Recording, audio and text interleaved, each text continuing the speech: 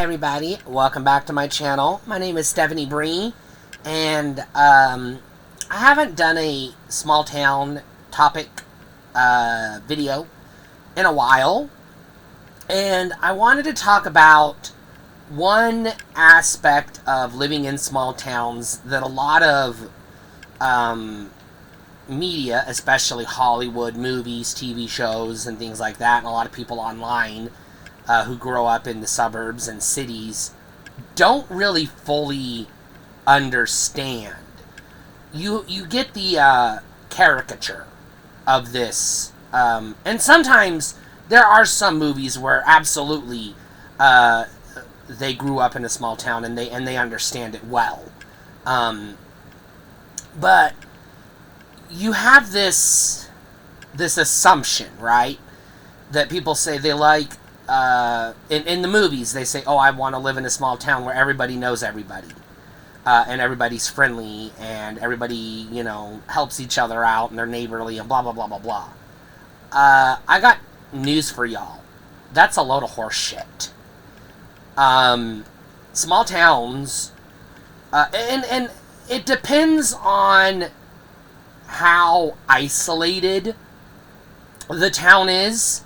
And it also depends on how, I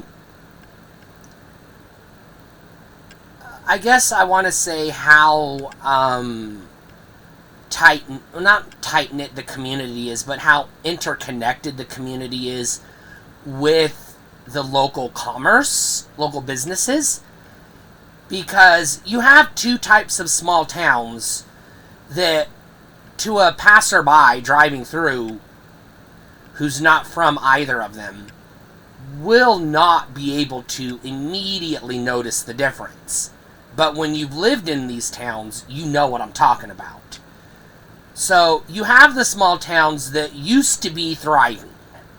These were bigger towns than they are today, or in recent decades. They were bustling in the past, probably when the railroads were coming through, or there was some economic activity in the area, some community college, or, a two-lane highway that drove through town or whatever.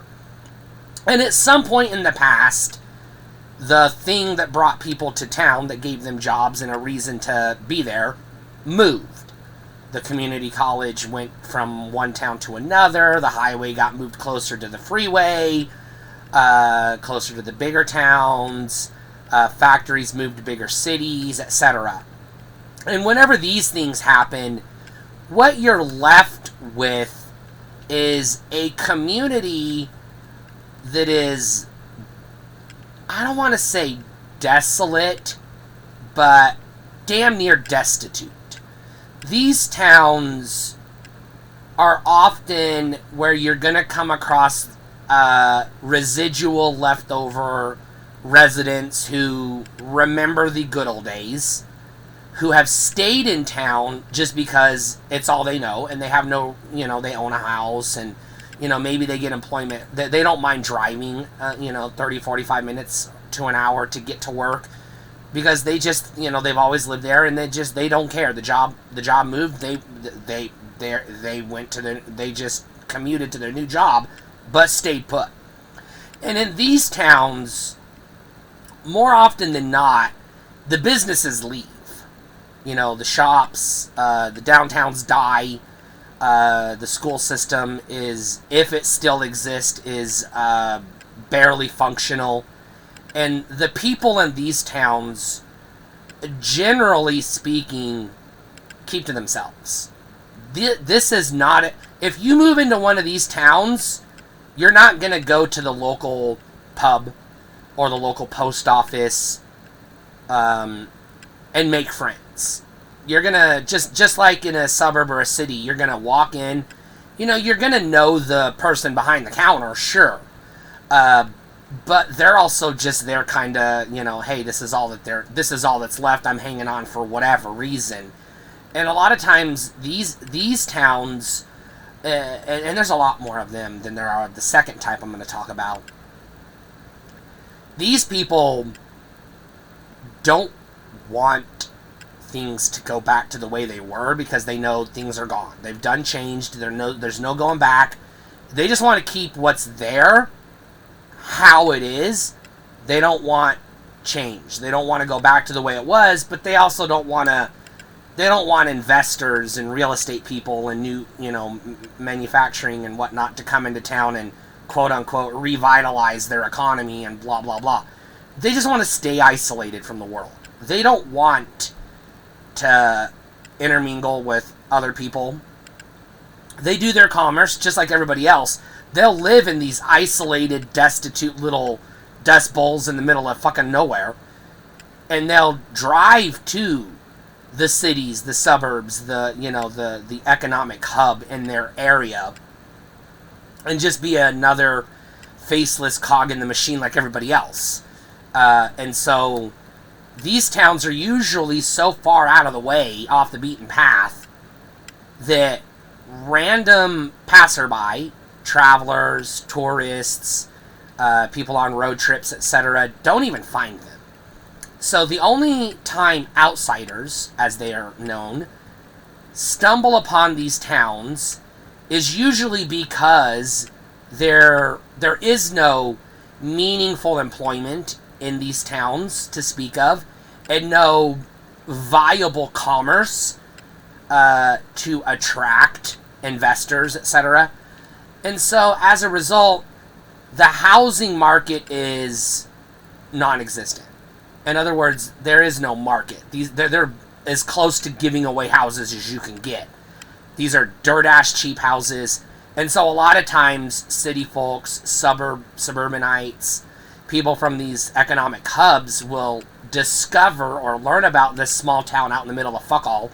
And they'll be like, hey, I can get a house for $25,000 and it's a 2-story house, 3 bedrooms, bathroom upstairs, bathroom downstairs, full-ass basement for $25,000 and it's a full functioning house. And they're like, fuck yeah. And then they get there and they're like, oh, but I gotta drive an hour and a half to get anywhere and there's no... And my neighbors aren't gonna say hi to me and loan me their leaf blower in the fall. They're just gonna stay in their house and only come out when they need to, and if they see me they're gonna grunt, if anything. These towns are, I would argue, not represented at all in American media, especially cinema.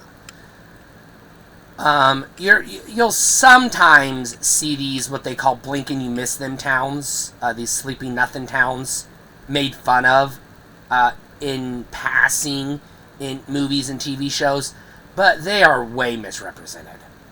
And a lot of times, they're country folks more often than not, simple folks more often than not, but sometimes they're just regular people like, city people that have good jobs in the city that just don't want to pay $350,000 for an apartment.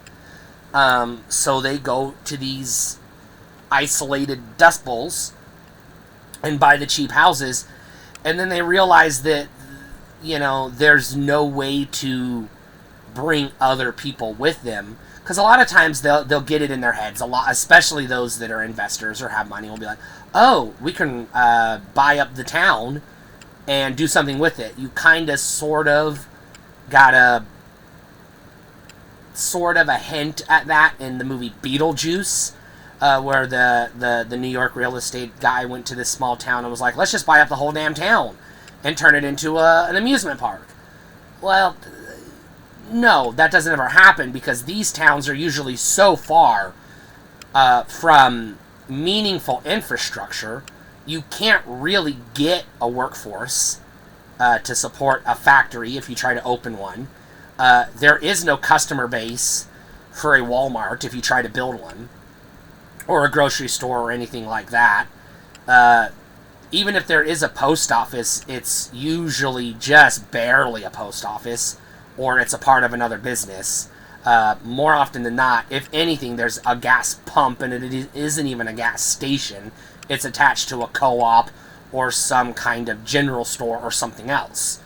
And I have talked a little bit about these in a previous type of video, but I was more focused on the business side, not the community side. A lot of times, these towns have very, very small governments, and the people in the government are usually there for the same reason as everybody else. They just want to be left alone. And so, even though the houses are cheap, there is no workforce, there is no infrastructure, and they usually have hostile zoning laws that make it difficult for businesses to come in and revitalize because they don't want it. They want to keep people out. They're not looking for, new commerce and new developments. They just want to, just live in the country, but have a nice little, resemblance of what used to be a town.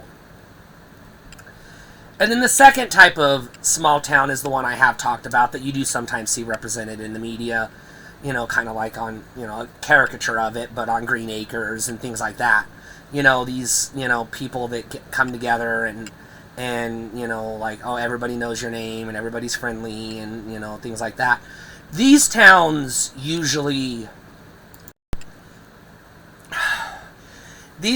usually the opposite. They never had a bustling economy that peaked, and then some type of situation happened that caused the economy to collapse or decline, and then the people moved away, and then what you were left with is the ghost town with a few hard asses that don't want to leave. These towns never peaked. They just sort of exist.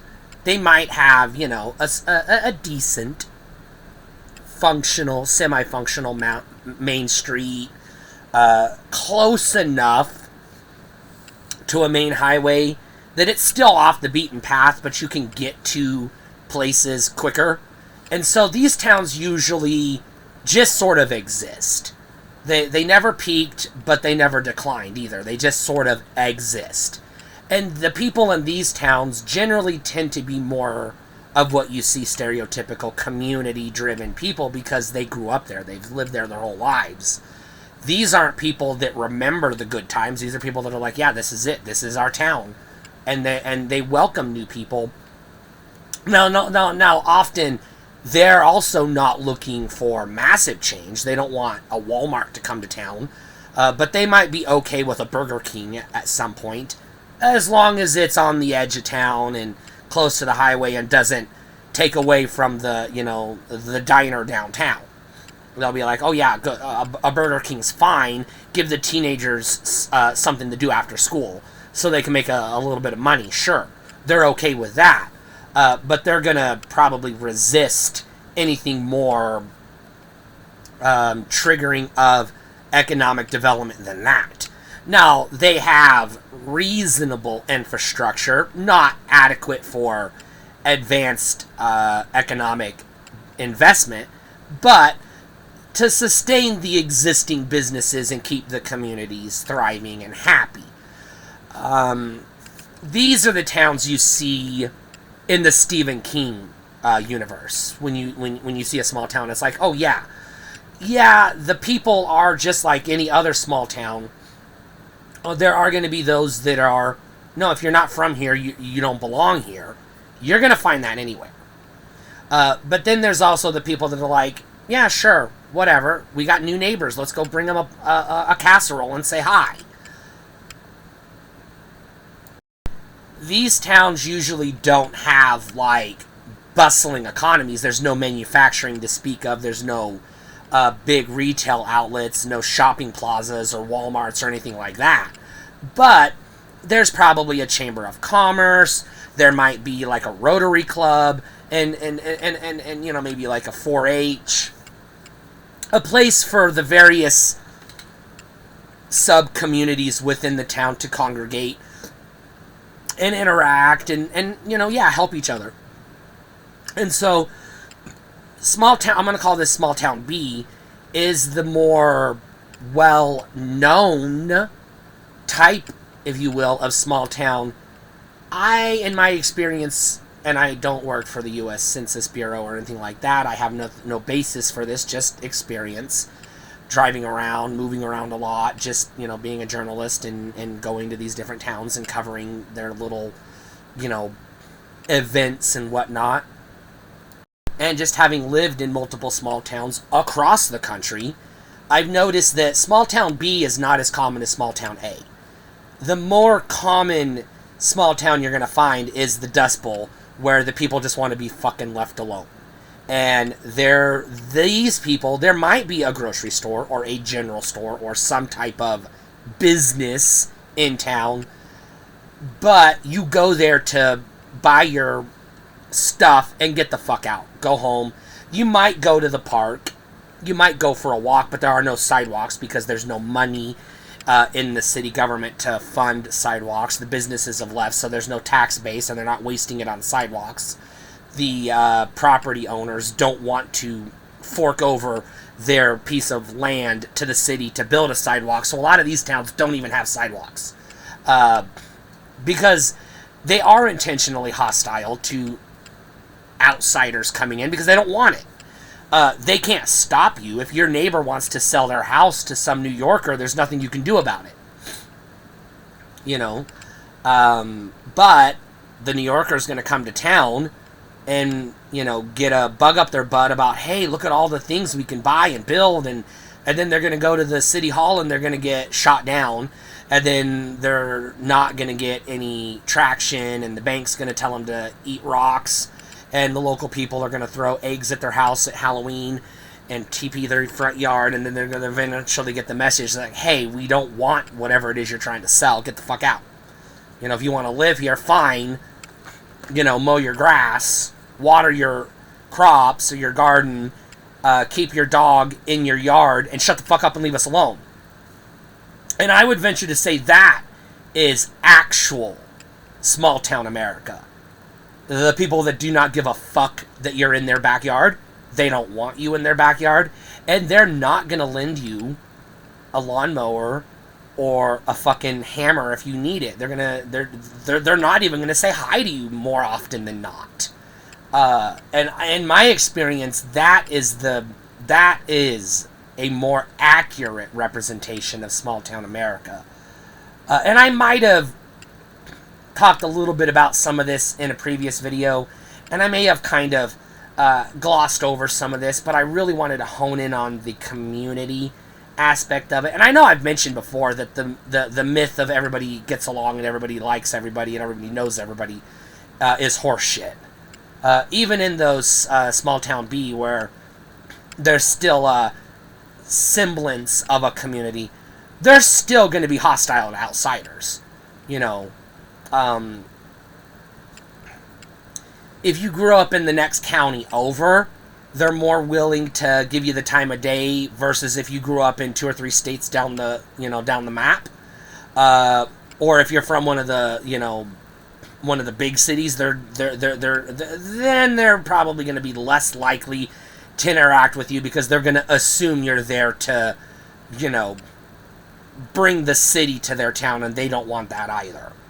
These people are more like, we're okay with, like I said, maybe a Burger King or maybe a Dairy Queen, or, if you want to open a little art gallery downtown and, only your rich people can come in there for 2 hours on Sunday, fine, just don't make a fuss.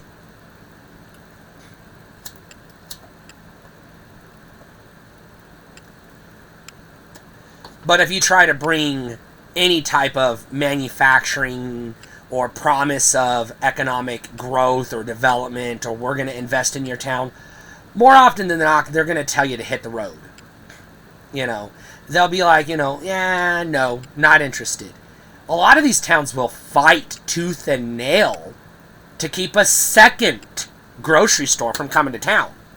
Not a Walmart or a supermarket or even a Kroger or a national chain, just competition. Because they don't like change. Minor, incremental improvements, they're usually less resistant to, but still kind of like, hey, they're going to need to be persuaded. But big changes, they're just going to close the door and throw rocks at your car and tell you to go away. And I think that is what Hollywood gets wrong about small town America. Because even the people that do know everybody don't necessarily get along with everybody.